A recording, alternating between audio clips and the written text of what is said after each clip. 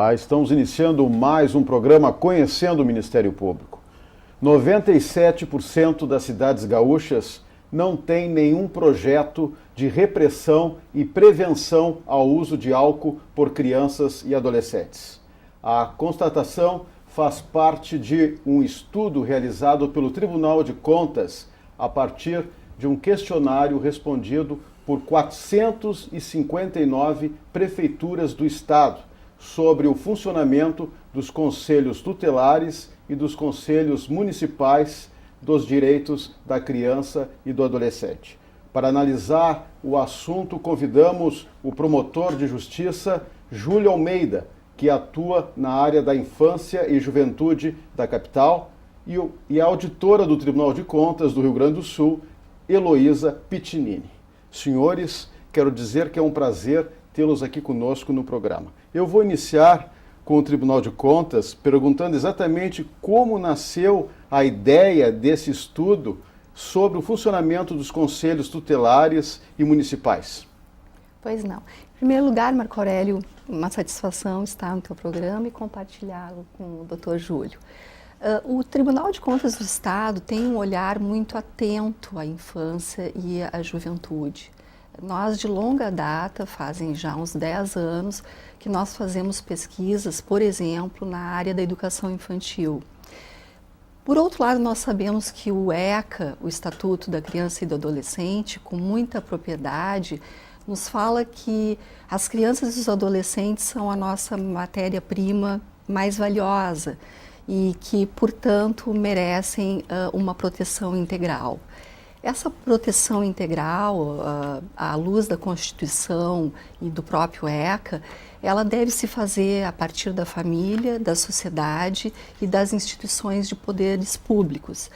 E pensando assim, então, quando surgiu o Fórum Permanente de Combate ao Uso de Bebidas Alcoólicas por Crianças e Adolescentes, o tribunal imediatamente se fez presente como entidade parceira naquilo que nós idealizamos construir uma rede de proteção às nossas crianças e aos nossos adolescentes.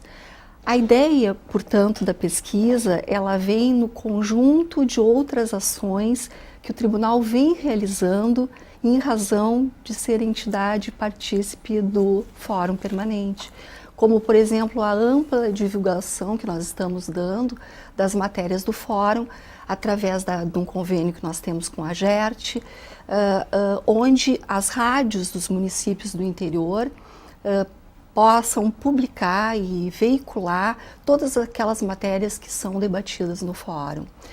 A ideia da pesquisa, num primeiro momento, ela veio para mapear, portanto, a questão do álcool e do consumo do álcool de forma precoce na sociedade gaúcha. Depois nós pensamos que seria bastante produtivo que a pesquisa alargasse um pouco seus limites e fosse verificar de que forma estão atuando os conselhos tutelares e os conselhos dos direitos das crianças e dos adolescentes. Então, a pesquisa se tornou um pouco mais ampla. E, na verdade, ela foi elaborada a partir do setor de informática. Eles jogaram os questionamentos dentro do sistema de requisição de dados do controle interno dos próprios municípios. Os jurisdicionados responderam através de uma certidão digital.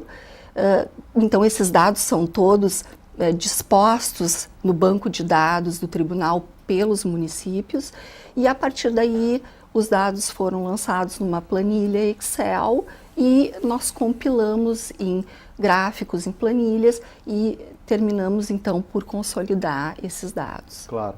E doutora Heloísa, diante desses dados que não deixam de ser preocupantes, esse estudo preocupa a ideia de que as prefeituras não têm, digamos assim, um maior entendimento da importância dessa atuação?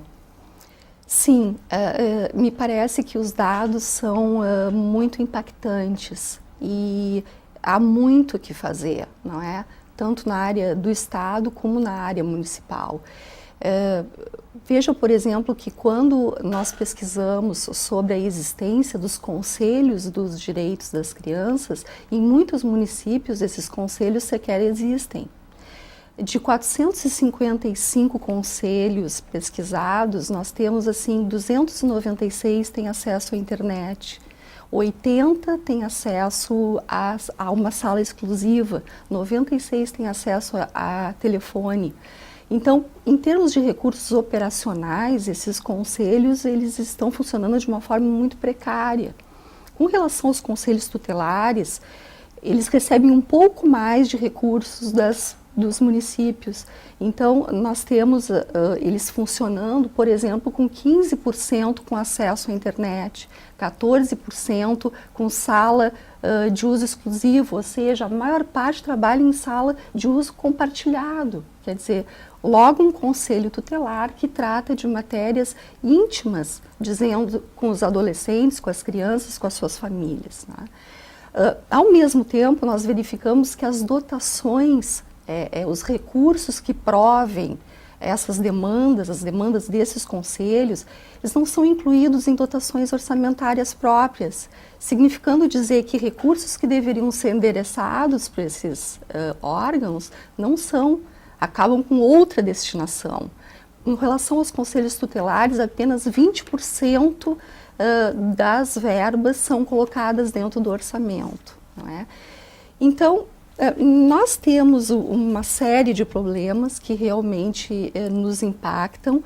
É preciso sim que os administradores acordem para isso, não é? Nós temos, por exemplo, o CONANDA, o Conselho Nacional da Criança e do Adolescente, ele tem resoluções com orientações de como que esses órgãos devem funcionar, inclusive com situações, orientando em situações muito específicas de como os conselheiros devem ser remunerados, o horário de funcionamento, então assim, não faltam orientações, não é? Nós precisamos que o poder público haja. Certo.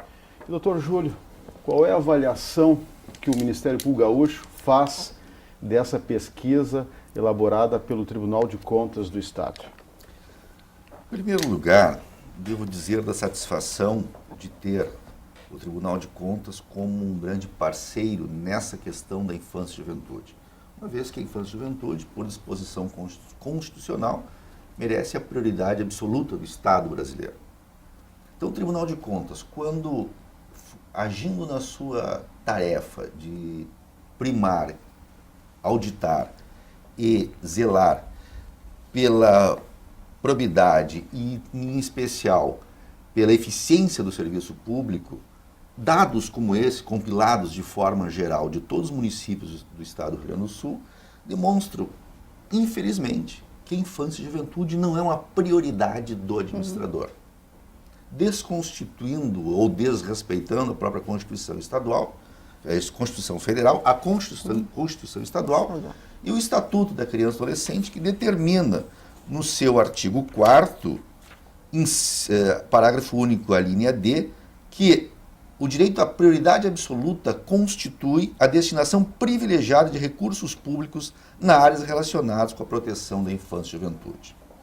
Então, quando se verifica esses índices percentuais bastante baixos de estrutura, seja do Conselho Municipal dos Direitos da Criança e do Adolescente, que é o órgão consultivo, que é o órgão que pode gerenciar e determinar ao Poder Municipal a sua política pública na área específica, por exemplo, da venda e do consumo de bebidas alcoólicas, e também os próprios conselhos tutelares, em que pese estarem um pouco melhor estruturados que os conselhos de direitos, até porque existe uma tarefa diária em cima, e uma cobrança diária em cima dos conselhos tutelares, se verifica o quanto nós precisamos avançar e quanto é importante os órgãos de execução e atuação, como é o Ministério Público, e os órgãos de fiscalização e de chamamento, tomar as rédeas dessa questão da infância e juventude.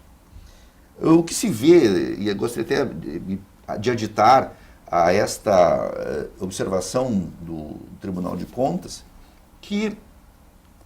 em que pese muitas vezes formalmente o Conselho Municipal do Direito está instaurado e funcionando formalmente no município, na prática, em vários municípios, com respeitadas exceções, mais das vezes se preocupam com o Conselho de Direitos apenas de 3 em 3 anos com a eleição do Conselho Tutelar. E isto, efetivamente, é algo que tem que ser mudado, é algo que precisa ser melhorado, em especial para que seja este órgão o formador da política municipal de consumo e prevenção à venda de bebidas alcoólicas. Claro, e é importante que todos se envolvam, porque a bebida alcoólica, ela envolve a formação da criança e também interfere na questão da violência. Exatamente. Está devidamente comprovado que a bebida alcoólica é a porta de ingresso para o consumo de outras drogas. Tida a bebida alcoólica como droga lícita, um produto de consumo lícito, para o adulto. A criança, adolescente, tem sua venda, consumo, fornecimento ou ministração de forma absolutamente proibida, inclusive com tipicidade penal. É crime ou contravenção, dependendo da orientação jurídica que se entenda, o simples fornecimento de bebida alcoólica à criança ou adolescente constitui crime. Então, existem algumas tradições de determinadas regiões, até folclóricas, como, por exemplo, na Serra, a criança, o neto, tomar o seu vinhozinho com o nono, é algo que hoje não é mais possível, porque ela é uma porta de entrada consumida de outras drogas e mais. Estatisticamente está demonstrado que o consumo precoce de bebidas alcoólicas influi, inclusive, em algumas moléstias do aparelho digestivo do fígado, por exemplo. Câncer de fígado está vinculado ao consumo precoce de bebidas alcoólicas. Claro. Outro dado preocupante dessa pesquisa, doutora Heloísa, é de que 84% dos municípios não tem uma legislação sobre a venda e a fiscalização de bebidas alcoólicas. É verdade. Essa pergunta ela foi respondida de 100%, portanto esse dado é bem fiel. Nós temos 84% dos municípios sem qualquer legislação específica. Por exemplo, dos 15% que tem legislação específica, muito poucos consignam, por exemplo, sanções para quem vende bebida alcoólica para menor, como, por exemplo, a multa ou a cassação do alvará de funcionamento, de localização. Então, a falta de legislação nos municípios, ela evidentemente tem raiz em vários fatores, mas nós podemos dizer que, em linhas gerais, o município é tímido na hora de legislar, não é? Existe uma cultura no ar de que o município tem uma limitação na sua competência legislativa. E eu acho que nós podemos reverter essa cultura, porque o município é um ente da federação com plenas competências legislativas, pode inclusive legislar concorrentemente naquelas matérias de proteção à saúde, de interesse local, não é? Então, é necessário, sim, que os municípios promovam a sua legislação. Se nós enxergamos que em outros países, um menor não é capaz de comprar uma bebida alcoólica no supermercado, ele precisa ir, por exemplo, para uma liquor house, ele precisa apresentar uma identidade. E se por acaso um maior de idade comprar bebida para esse menor, vai ter um policial em seguida espreita, né? Nós precisamos mudar a cultura do nosso país. Não podemos mais compactuar com essa realidade. Claro. Agora é preciso, doutor Júlio, que o Estatuto da Criança e do Adolescente seja cumprido no aspecto da proteção à saúde desses menores. Por norma constitucional e também reprisada no Estatuto da Criança e do Adolescente, o dever geral de prevenção é de todos. Começa pela família, pela sociedade pelo poder, e, por último, pelo poder público. E nesse aspecto, o interessante dessa pesquisa do Tribunal de Contas está que apenas 15% dos municípios têm legislação própria sobre isso. Na cidade onde eu trabalhei durante 12 anos, Osório, tem uma legislação muito rica nesse sentido. Porque, ao contrário do direito penal, que se aplica normalmente na questão da venda e fornecimento de bebidas alcoólicas, o direito administrativo dos municípios tem um caráter de responsabilidade objetiva. Isto é, se a legislação municipal prever que o adolescente que foi vendido, fornecido ao adolescente, ou ainda consumido no interior do estabelecimento, não importa quem tenha fornecido, pode haver uma sanção a este proprietário do estabelecimento, porque ele tem o dever de zelar para que dentro do seu estabelecimento seja cumprida a lei. Como não há uma legislação específica em nível federal com relação a isso, uma legislação municipal disciplinando este fato pode gerar na obrigação da multiplicação dos fiscais. Ou seja, o próprio dono do estabelecimento, ciente da possibilidade de ser responsabilizado com multa, suspensão de atividades ou cassação da sua autorização de funcionamento, com certeza ele será mais um interessado, não em ganhar uns poucos reais na venda de bebida alcoólica para criança e adolescente, mas ele será um fiscal também da sua própria conduta, em função dos efeitos extremamente nocivos ao seu comércio que o descumprimento dessa lei, que tem que ser municipal, possa ocorrer. E é importante também a atuação dos conselhos. Dos dois, o Conselho Municipal de Direitos da Criança e Adolescente como formador e órgão de sugestão dessa política pública, como também do Conselho Tutelar na atuação de proteção da criança e do adolescente. Por quê? Se o Conselho Tutelar constatar a violação do direito de não consumir, não fornecer, poderá aplicar as medidas de proteção à criança e responsabilização aos pais. E, inclusive, como consta na legislação do município de Osório, como comunicador ao município de uma infração e, como tal, gerar um procedimento administrativo de apuração. Claro. Doutor Heloísa, agora essa pesquisa também será muito importante dentro dos debates do Fórum de Combate ao Uso de Bebidas Alcoólicas para Crianças e Adolescentes, idealizado pelo Ministério Público. Sim, a nossa ideia, na verdade, é que os dados coletados por essa pesquisa sejam úteis à sociedade, sejam úteis aos legisladores, aos agentes públicos, aos ordenadores de despesa, enfim, a todos quantos sejam responsáveis por políticas públicas.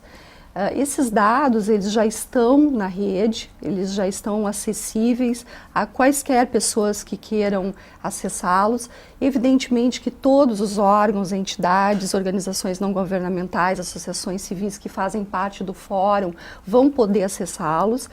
E quanto maior o número de pessoas que puder analisar esses dados, estudá-los, avaliá-los, cresce o potencial, não é, de utilidade, de resultados obtidos através dessa pesquisa.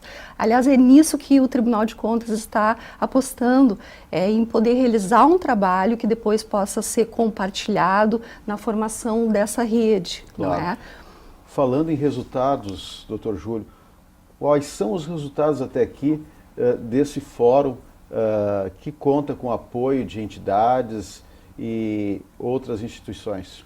O Fórum Permanente de Prevenção à Venda e ao Consumo de Bebidas Alcoólicas por Criança e Adolescente teve seu nascedouro dentro do Ministério Público, a doutora Noara Lisboa, hoje Procuradora de Justiça, e seguiu nas administrações do Ministério Público, como, especialmente do Centro de Apoio, como um fórum, uma reunião de pessoas e órgãos interessados no assunto que é tão caro para nós do Ministério Público e para a sociedade.